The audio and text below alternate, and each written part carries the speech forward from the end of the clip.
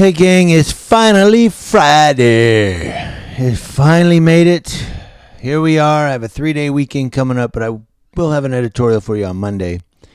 But it is Friday.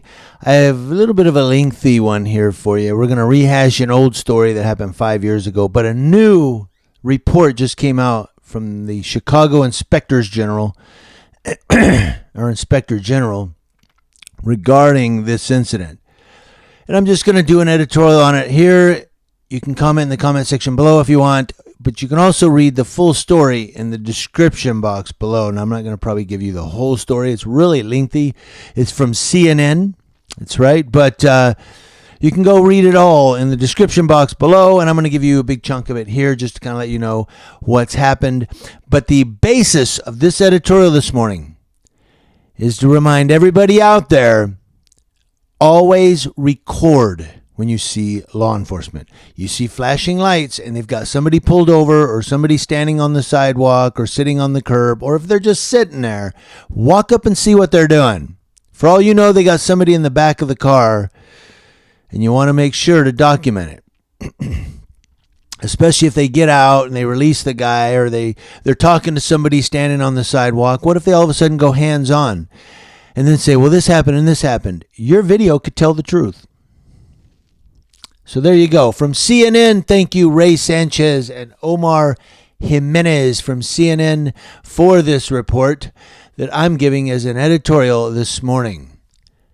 16 shots in a cover-up became a familiar chant from protesters who filled Chicago streets after 17-year-old Laquan McDonald was fatally shot by a police officer in 2014.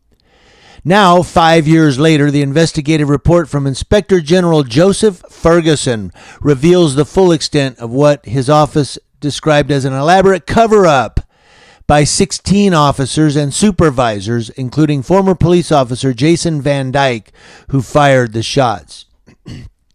Van Dyke was sentenced to 6 years and 9 months, that's all, in prison in January, following his conviction of second-degree murder and 16 counts of aggravated battery with a firearm. That's one for each round. The hundreds of investigative documents released this week, a move championed by Mayor Lori Lightfoot, accuse Van Dyke and 10 other officers of making false statements to exaggerate the threat posed by McDonald. For others allegedly failed to ensure their video or audio recording systems were working, according to the report. And the former lieutenant who led the shooting investigation allegedly destroyed handwritten notes from witness interviews, the document said. Kevin Graham, president of the Fraternal Order of Police, said via email that he had no faith in the Inspector General or the report. The Inspector General's investigation missed basic problems in the Chicago Police Department reporting system, which led to criminal charges against 3 officers who were later acquitted, he said.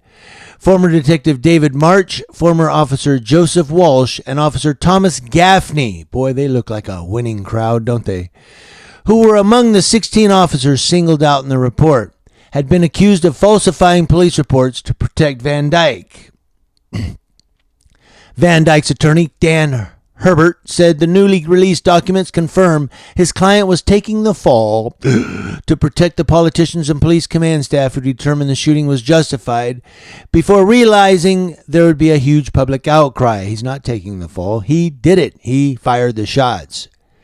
Chicago Police Department policy and training at the time justified the decision to shoot, he said in a statement. That was Herbert. Here are some key takeaways from the IG's report.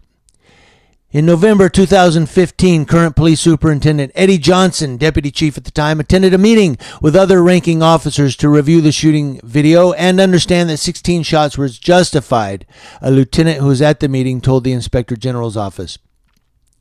Everyone in the meeting agreed the shooting was justified and that Van Dyke used the force necessary to eliminate the threat, the IG report said. The lieutenant told investigators that none of the top department brass in attendance expressed any other concerns or contradictions to what has already been determined as far as the shooting, the report said. The Chicago Police Department said in a statement Wednesday that Eddie Johnson was deputy chief of Area Central at the time and not in any position to comment or object on the incident. The entire tenure of his administration has been built on reforms to the police department and recentering everything we do around community policing, transparency, and equity, the statement said. 2016, Johnson told the Chicago Tribune, which has previously reported many of the IG's findings after obtaining parts of the report, that he had seen the video at the time of the shooting, but he did not disclose his reaction to it. Other details from the Inspector General's report came out at Van Dyke's trial. So one of the false statements was that the police video from the scene was viewed and found to be consistent with the accounts of all the witnesses, the report said. Van Dyke shot and killed Laquan McDonald around 10 p.m. on October 2014. A judge ordered the city to release the dash cam video 13 months later. But if you go and read, it's pretty lengthy here. Just read all the way down. Yeah, this thing is really long. And I just don't have time to go through the whole thing. But I wanted to jump to the bottom here and give you this, leave this with you. And then, like I said, you can go in the description box if you want to read the whole thing. But a former deputy chief who was on call incident commander that night approved false tactical response reports and officer battery reports submitted by officers, the report said.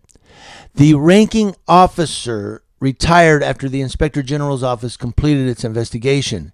The deputy chief also falsely said in Van Dyke's tactical response report that McDonald continued to approach the officer. He then checked a box that stated, "I have concluded that the member's actions were in compliance with the department procedures," the report said.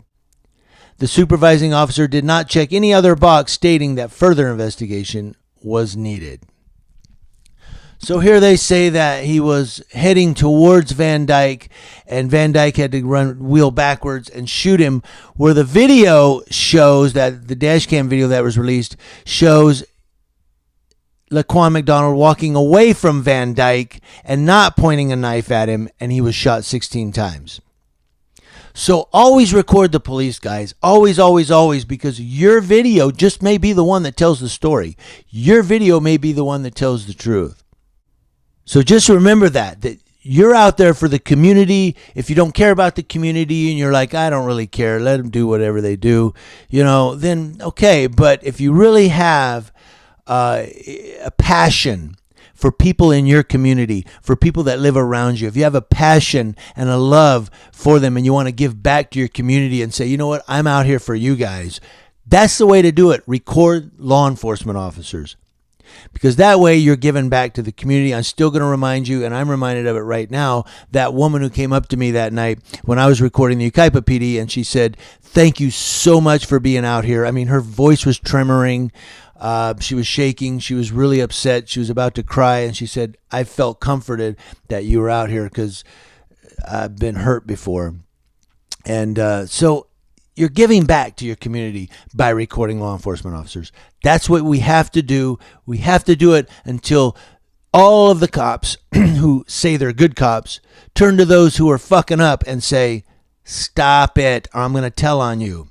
But they don't do that. They justify it. They go, "Well, the guy was, No, I don't know. We don't get it.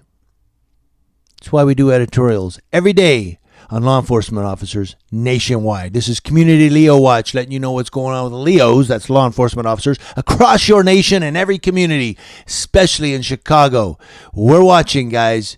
Have a great Friday and a great weekend. You'll probably hear from me over the weekend.